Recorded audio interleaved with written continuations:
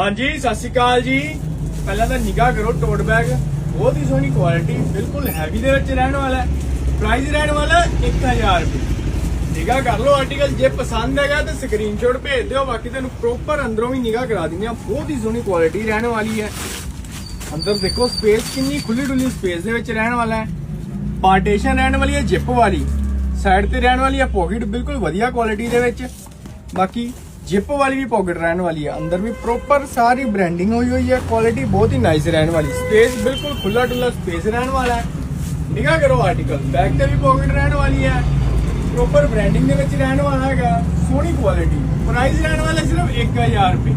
Shop से visit कर सकते हैं, ऑनलाइन भी ऑर्डर कर सकते हैं, जितना मर्जी ऑर्डर कर लो। बाकी पेज नूं कर लियो फॉलो, सारी वैरायटी पाई हुंदी है। जिहड़ी चीज पसंद होवे स्क्रीनशॉट भेजो, प्रॉपर पिक्स ले लो, अपना प्राइस डिस्कस कर लो, जल्दी कर लो अपना order confirm. Thank you ji.